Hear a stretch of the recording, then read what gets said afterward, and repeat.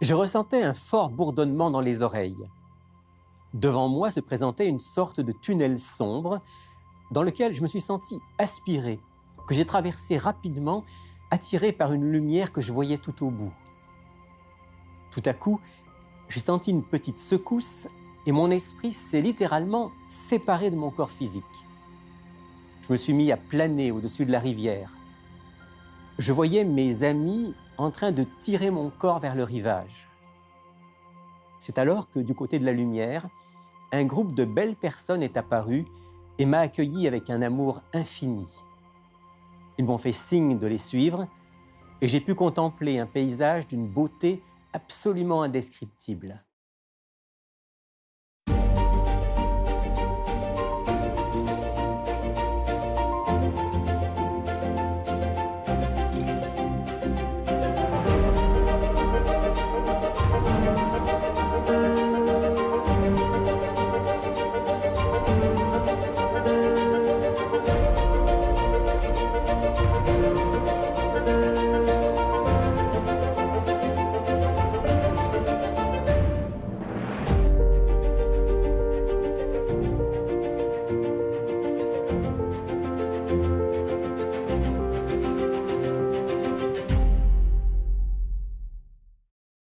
Bonjour à tous et bienvenue dans Il est écrit.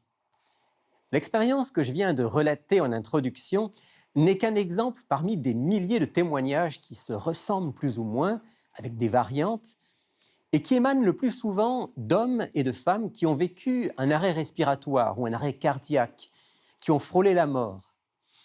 Ils racontent avoir fait une sorte de voyage en dehors de leur corps. Lors de ce voyage, certains éléments reviennent assez souvent, bien que ce ne soit pas systématique. Par exemple, un bourdonnement dans les oreilles, l'impression de passer à travers un tunnel, puis de flotter dans l'espace, la dissociation de son corps, un sentiment de bien-être, de bonheur, de plénitude, la rencontre avec des êtres spirituels, parents décédés, anges ou autres. Puis, le voyage rapide en sens inverse pour rentrer dans son corps et sur la terre. Ces expériences qu'on appelle des expériences de mort imminente ou EMI semblent exister depuis l'Antiquité. Nous avons quelques textes grecs et égyptiens qui témoignent du même phénomène, vécu par des personnes déclarées mortes et revenues à la vie. Voyage hors du corps, lumière, sentiment de paix infinie, rencontre avec des entités spirituelles, tout y est. Plus près de nous, c'est le livre du psychiatre Raymond Moody, La vie après la vie, paru en 1975, qui à la fois a fait connaître ces EMI au grand public et a suscité un intérêt, voire un engouement pour ce sujet. Dans son livre, Moody recense environ 150 cas de personnes ayant vécu une EMI et il recueille leurs témoignages. Puis il fait ressortir les éléments communs que je viens d'évoquer et qui incluent la décorporation, la rencontre d'entités spirituelles dans une atmosphère de paix, d'harmonie parfaite.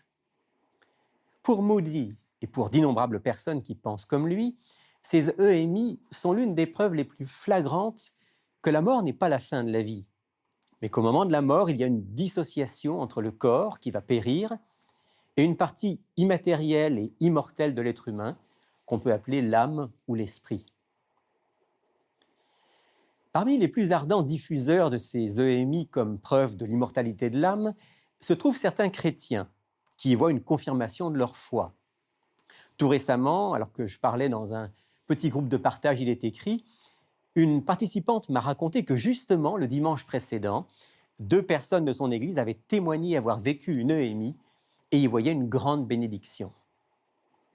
Alors, en tant que croyant attaché à la Bible, je voudrais qu'on se pose aujourd'hui un certain nombre de questions par rapport à ces EMI. S'agit-il d'expériences réelles? Est-ce que ce sont des preuves d'une survie de l'âme à la mort? L'observation et la science ont-elles quelque chose à dire sur les EMI? Et surtout, la Bible peut-elle nous éclairer? La première chose que je voudrais dire, c'est que nous n'avons pas de raison de douter de la réalité de l'expérience vécue et ressentie par ceux qui la racontent.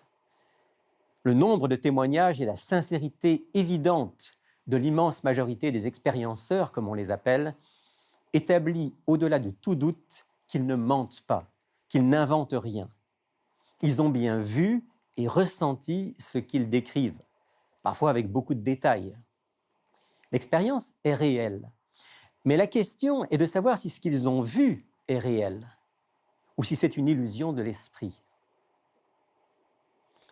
Remarquez d'abord avec moi que, contrairement à ce qu'on dit parfois, les gens qui ont vécu une EMI ne sont pas morts. L'expression elle-même le confirme, expérience de mort imminente ou de mort rapprochée. Ils ont donc frôlé la mort, ils s'en sont approchés, mais ils ne sont pas morts. Autrefois, quand quelqu'un cessait de respirer et que son cœur cessait de battre, on déclarait la personne décédée. Mais on sait très bien aujourd'hui que ce n'est pas le cas. Une mort clinique peut être réversible grâce à une réanimation cardio-respiratoire, qui peut aller jusqu'à faire redémarrer un cœur après un arrêt de 10 à 15 minutes. En fait, la science médicale nous apprend qu'on ne peut vraiment dire qu'une personne est morte que si son cerveau est mort, si son électroencéphalogramme est absolument plat. Mais ce n'est pas le cas des personnes qui ont vécu une EMI. On peut donc dire que ces personnes ne sont pas mortes et encore moins revenues de la mort. Elles n'ont pas expérimenté la mort, elles ne peuvent donc rien en dire. Il faut ajouter que les nombreuses observations scientifiques faites depuis des années sur les personnes en arrêt cardio-respiratoire montrent que dans cet état, certaines zones du cerveau sont encore actives, parfois même très actives, bien qu'altérées. En particulier, l'activation de certaines zones du cerveau peut provoquer des troubles de la perception visuelle, le défilement de souvenirs, le sentiment de présence de personnes proches, du plaisir, de l'extase, de fortes hallucinations visuelles ou auditives. On comprend donc que ces EMI peuvent avoir été provoquées par un dysfonctionnement cérébral, dans une situation de stress extrême. Par exemple, des expériences ont été réalisées dans l'armée américaine sur de jeunes pilotes de chasse en bonne santé. Pour tester leur capacité physique, on les a placés dans une centrifugeuse et soumis à des charges gravitationnelles extrêmes, qui les ont amenés à perdre connaissance en état d'hypoxie cérébrale forcée, comme on dit. Ce qui est intéressant, c'est que beaucoup de ces jeunes pilotes, après avoir repris connaissance, ont rapporté avoir vécu des sensations et des images absolument identiques aux EMI. Pourtant, ils n'ont jamais cessé de respirer, ils n'ont jamais été en danger de mort. Mais leur cerveau a travaillé dans des conditions extrêmes. On a donc toutes les raisons de penser que les EMI, loin de prouver que notre âme ou notre esprit peut sortir de notre corps, se déplacer dans l'au-delà, sont au contraire des expériences très physiques vécues dans notre corps, plus précisément dans notre cerveau. Dans des circonstances extrêmes comme un arrêt cardiaque, un accident, une perte de conscience ou autre, le cerveau subit toutes sortes d'altérations. Il peut créer des états de conscience modifiés, faire ressortir des éléments de l'inconscient, faire surgir toutes sortes d'images et de sensations. Je cite ici Ruth Frickart, qui a elle-même vécu plusieurs EMI. Elle dit « Les illusions très déroutantes vécues lors des EMI marquent à jamais les bénéficiaires de ces rêves, car les visions, tunnels, lumière, bien-être, voix et apparitions de défunts font assurément partie de ce qu'on pourrait appeler le bagage profond, protégé dans l'inconscient. Il est tout à fait possible, et même normal, que l'expérienceur ait pu voir de belles choses et ressentir d'étonnantes sensations. Mais toutes ces belles choses ne sont que des rêves, des mirages, des illusions. Je sais que certains vont me dire « Mais comment expliquez-vous que plusieurs personnes qui ont vécu une EMI, parfois avec une vision du Christ, aient vu leur vie transformée par cette expérience ? Alors qu'auparavant, ils n'avaient pas d'intérêt religieux ou étaient des chrétiens tièdes, ils sont devenus des croyants fervents. Ils ont complètement réorienté leur vie dans le sens du bien. Est-ce que ce n'est pas la preuve que les EMI sont bien des voyages dans l'au-delà, en présence de Dieu ? D'abord, souvenons-nous que Dieu est Dieu, qu'il aime les êtres humains et qu'il utilise tout ce qu'il peut pour les attirer à lui. Alors oui, il peut même utiliser les EMI pour éveiller la conscience de quelqu'un. Comme il peut aussi utiliser un film de fiction, par exemple, qui n'a rien de réel, ou n'importe quel autre élément capable de toucher un cœur sous l'influence du Saint-Esprit.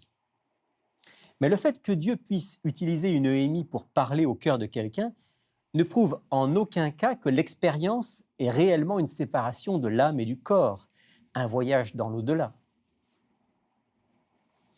Ici, je voudrais faire remarquer aux chrétiens quelque chose de troublant.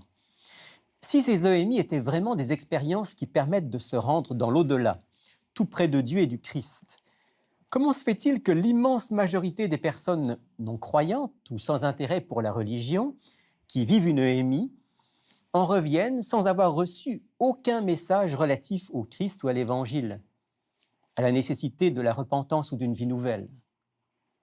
Dans un petit livre consacré aux Noémies, Clifford Goldstein exprime cette interrogation. Pourquoi la plupart des personnes ayant vécu une Noémie en reviennent-elles sans ressentir le moindre besoin du Christ et de sa grâce?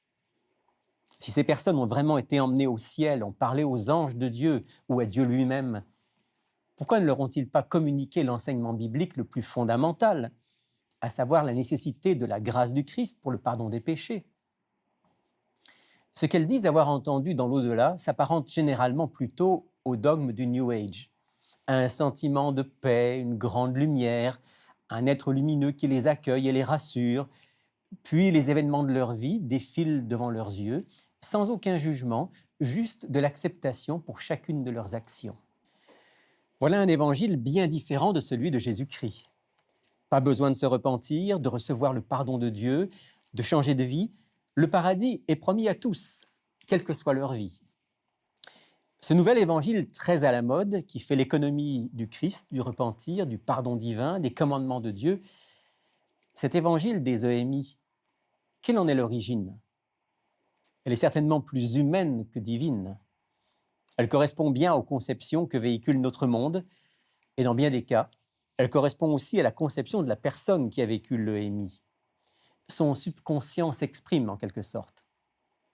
Mais attention, il y a plus que cela. C'est là qu'il faut vraiment être vigilant et faire preuve de discernement.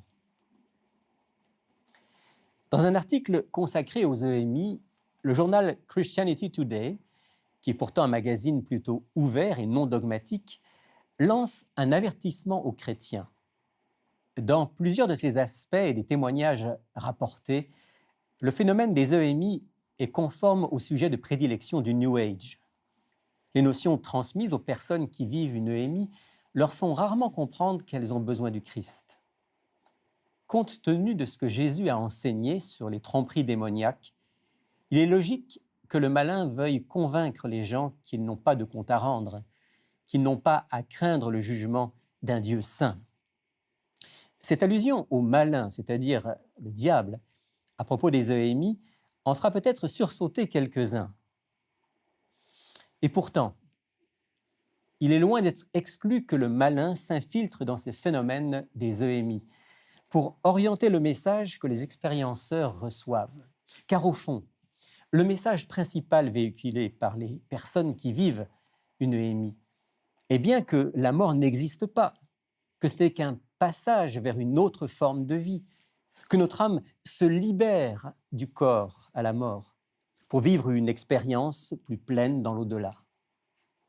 Et c'est un grand mensonge, le grand mensonge originel soufflé par le serpent à l'homme et à la femme lorsqu'il les a poussés à désobéir à Dieu. Souvenez-vous du texte du livre de la Genèse que je veux lire maintenant, au chapitre 3, les versets 4 et 5. Alors le serpent dit à la femme, « Vous ne mourrez pas du tout.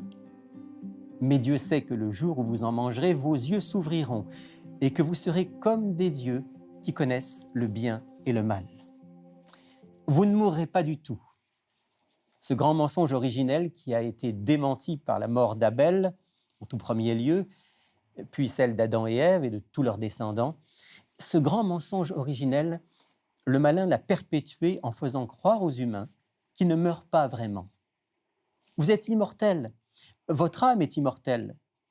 Elle se dissocie de votre corps et continue son existence dans un monde meilleur, nous dit le malin. À travers pratiquement toutes les religions, et tous les mouvements spirituels de la planète. Laissez-moi décortiquer rapidement 3 aspects de ce mensonge universel. Premièrement, tout part de la croyance en une âme ou un esprit qui serait une partie constitutive de l'être humain, distincte du corps et capable de vivre en dehors du corps physique. Cette croyance, qu'on retrouve dans presque toutes les religions et les spiritualités, est en contradiction flagrante avec l'enseignement de la Bible. Voici comment le livre de la Genèse, toujours lui, décrit la création de l'être humain. Genèse 2, verset 7. L'Éternel Dieu forma l'homme de la poussière du sol. Il insuffla dans ses narines un souffle de vie, et l'homme devint une âme vivante. L'homme est devenu une âme vivante, nefesh chaya en hébreu, quand il a commencé à respirer. Autrement dit, nous n'avons pas une âme indépendante de notre corps. Nous sommes des êtres physiques. Et notre âme, notre personne, s'exprime uniquement à travers notre corps. On dirait aujourd'hui plus précisément à travers notre cerveau. Dans la Bible, il n'y a pas d'âme ou d'esprit indépendant du corps. Deuxième aspect du mensonge. Une partie de notre être, âme ou esprit, serait immortelle par nature. Elle ne pourrait pas mourir, elle continuerait à vivre quand le corps périt. Cette conception de l'âme immortelle est omniprésente depuis l'Antiquité. Elle a été popularisée par le grand philosophe grec Platon. Puis elle est passée dans le judaïsme, dans le christianisme et même dans l'islam. Mais elle est entièrement anti-biblique. D'après la Bible, seul Dieu est immortel. J'en veux pour preuve la déclaration de l'apôtre Paul dans sa première lettre à Timothée au chapitre 6, que je partage maintenant avec vous. Lui seul possède l'immortalité, habite une lumière inaccessible que nul homme n'a vue ni ne peut voir. À lui, honneur et puissance éternelle. Dieu seul possède l'immortalité, dit l'apôtre Paul. Donc, l'âme n'est pas immortelle par nature. Au contraire, elle est mortelle depuis que le péché est entré dans le monde. Et lorsque l'être humain meurt, il meurt tout entier, comme le dit le prophète Ézéchiel au chapitre 18 de son livre et au verset 4. « Voici, toutes les âmes sont à moi, l'âme du Fils comme l'âme du Père. L'une et l'autre sont à moi. L'âme qui pêche, c'est celle qui mourra. » Le mot « âme » désigne ici la personne tout entière, dans son corps, qui meurt à cause du péché qui nous atteint tous. Et lorsque l'âme meurt, il n'y a rien qui survit, sauf dans la mémoire de Dieu. Mais il n'y a aucune vie consciente immédiatement après la mort. Le livre de l'Ecclésiaste, au chapitre 9, est absolument clair et formel. Je lis avec vous Ecclésiaste, chapitre 9, verset 10. « Tout ce que ta main trouve à faire avec ta force, fais-le. Car il n'y a ni activité, ni raison, ni science, ni sagesse dans le séjour des morts où tu vas. » Troisième et dernier aspect de ce mensonge, l'objet de notre espérance. Dans l'évangile des Euhémies, si je peux l'appeler ainsi, notre espoir finalement, c'est la mort et la libération de notre âme qui va au paradis. Or, dans la Bible, la mort est au contraire une ennemie qui doit être vaincue. Elle le sera au jour de la résurrection finale, au retour du Christ, qui est notre véritable espérance. Tout converge dans la Bible vers ce grand moment du retour du Christ. Je lis avec vous dans la première lettre aux Corinthiens, au chapitre 15, cette déclaration de l'apôtre Paul. Corinthiens 15, verset 26. « Le dernier ennemi qui sera détruit, c'est la mort. Car la trompette sonnera, et les morts ressusciteront incorruptibles, et nous serons changés. Il faut en effet que ce corps corruptible revête l'incorruptibilité et que ce corps mortel revête l'immortalité. Alors s'accomplira la parole qui est écrite, la mort a été engloutie dans la victoire. » Que dire pour conclure ? Les Euhémies sont sans aucun doute des productions du cerveau dans des circonstances extrêmes. N'importe qui peut un jour ou l'autre vivre cette expérience. Mais les statistiques disent que seulement 3 à 5% des personnes qui ont un arrêt cardio-respiratoire rapportent une EMI. Lors de cette expérience, le cerveau produit des images, des sons, des sensations Des impressions extraordinaires, presque indescriptibles, qui visent sans doute à adoucir la douleur du moment. Ce ne sont que des rêves, mais ils laissent une marque durable chez ceux qui les vivent. S'ils amènent le survivant à faire des prises de conscience profondes, à mieux vivre sa vie, à se rapprocher de Dieu pour se préparer à la vie éternelle, alors c'est une expérience féconde. Mais il faut aussi être conscient que les EMI sont souvent récupérés, utilisés, infiltrés, même influencés par celui que la Bible appelle le malin, l'ennemi de Dieu, pour entraîner ceux qui vivent cette expérience vers de fausses pistes. D'un côté, ils persuadent la plupart que leur âme est immortelle, que la mort n'est qu'un passage et qu'ils n'ont besoin ni de Dieu, ni du Christ, ni de personne pour accéder au paradis.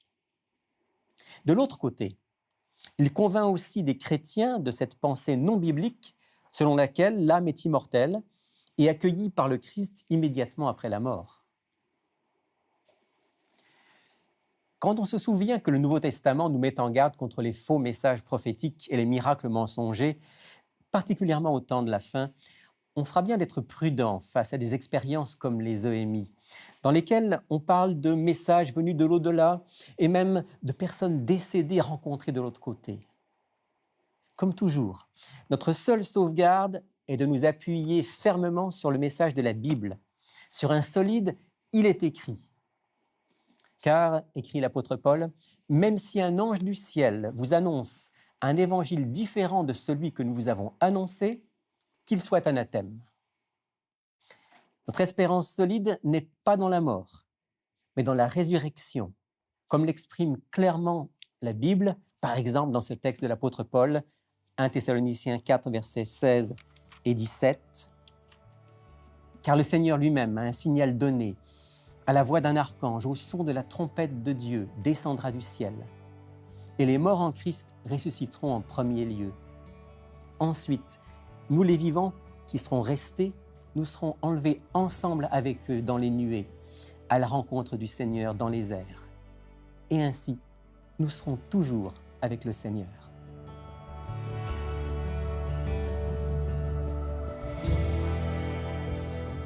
Père du ciel, merci infiniment pour cette extraordinaire espérance que tu nous donnes, celle de te rencontrer bientôt face à face lorsque Jésus reviendra, avec tous ceux qui t'auront aimé. Donne-nous dès maintenant de vivre avec toi dans l'humilité, dans l'amour, de compter sur toi, de ne pas craindre la mort, mais d'être prêt pour le grand jour de la résurrection. C'est notre prière en ton nom. Amen.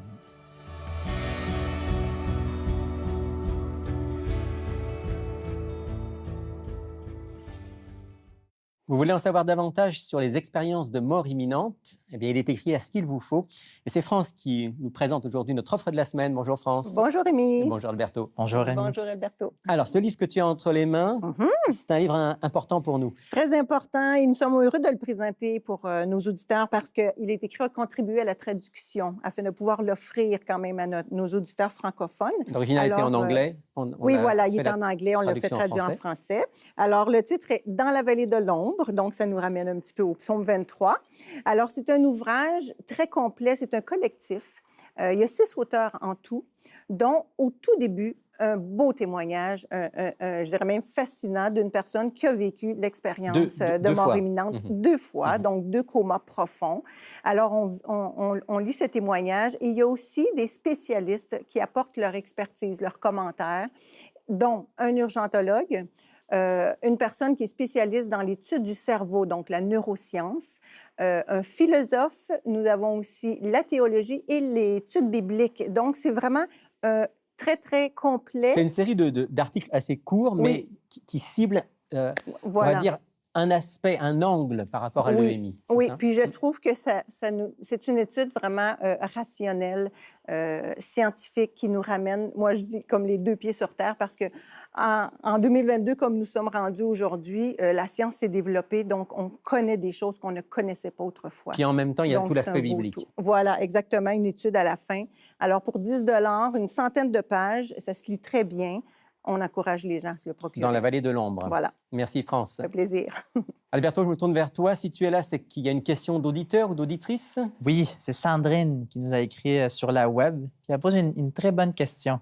Un jour, j'ai demandé à un pasteur si les anciens pouvaient prier pour ma maman. Il lui a posé les mains comme cela est indiqué dans la Bible, mais le pasteur a refusé car elle n'était pas baptisée, alors qu'elle fréquentait l'Église depuis un certain temps. Je n'ai jamais compris pourquoi doit-on être baptisé pour l'imposition des mains? Ouais. Bonne question de Sandrine. Alors, Alberto, toi qui es un jeune pasteur, quelqu'un vient te voir pour demander une prière avec imposition des mains parce qu'il ou elle est malade. Il ou elle n'est pas baptisé. Qu'est-ce que tu fais? Oui, je peux me référer à la Bible qui en parle justement d'une caractéristique qui est nécessaire, qui est importante à avoir afin d'imposer les mains. Puis c'est Jacques, on peut lire dans Jacques chapitre 5. Oui, alors le fameux texte qui parle de la prière pour les malades dans l'épître de Jacques chapitre 5. Oui, on va lire peut-être 2 versets ensemble. Oui, versets 14 et 15. Oui, oui. Quelqu'un parmi vous est-il malade qu'il appelle les anciens de l'Église et que ceux-ci prient pour lui en loignant d'huile au nom du Seigneur. Donc c'est soit l'imposition des mains, soit l'onction d'huile. La prière de la foi sauvera le malade et le Seigneur le relèvera. S'il a commis des péchés, il lui sera pardonné. Oui. Il n'est pas question de baptême ici. Non, c'est ça. L'élément qui est important est la foi. Donc, de la part du malade, puis de la personne qui prie aussi pour le malade. Donc, on ne parle pas de baptême ou autre chose. On parle simplement de croire, d'avoir la foi en Dieu. Donc, sur la base de ce texte, puis de plusieurs autres, je pense par exemple aux apôtres que Jésus a envoyés, il leur a dit « Allez, guérissez les malades ouais, voilà. ». Il ne leur a pas dit « Guérissez ceux qui sont déjà baptisés ». Moi, personnellement, je trouve ça un petit peu triste parce que la personne est malade. C'est quand même quelque chose, se faire dire non. C'est comme fermer l'espérance à la personne. Ouais. Si on a la foi... On ne va pas juger le pasteur en question parce qu'on ne connaît pas tous les détails. Hein? La dame doit l'avoir vécu quand même d'une façon particulière. Ouais. Ouais. Donc, quelqu'un qui sincèrement fait appel à Dieu et donc aux représentants de l'Église pour la prière, eh bien, cette personne-là devrait pouvoir savoir qu'on va effectivement prier pour elle. Puis c'est un acte qui est non seulement un acte où on demande la guérison physique, mais aussi une restauration spirituelle. Absolument. Merci à Sandrine pour la question. Merci à toi, Alberto, pour la réponse. Et puis, si vous voulez obtenir votre exemplaire de notre offre de la semaine, ce petit livre, Dans la vallée de l'ombre, voici comment l'obtenir. Pour effectuer votre commande, écrivez-nous à Il est écrit, casier postal 99, succursale Rosemont, Montréal, Québec, H1X3B6. Vous pouvez également passer votre commande sur le web à ilétécrit.tv ou par téléphone au 514-729-3515 dans la région de Montréal et sans frais au 1-866-729-3515 pour l'extérieur de Montréal. J'attends avec intérêt vos réactions à l'émission d'aujourd'hui. Vous savez que vous pouvez nous joindre via notre site web, notre page Facebook ou encore notre chaîne YouTube. On se retrouve la semaine prochaine pour un tout autre sujet. Mais d'ici là, souvenez-vous, il est écrit « L'homme ne vivra pas de pain seulement, mais de toute parole qui sort de la bouche de Dieu ».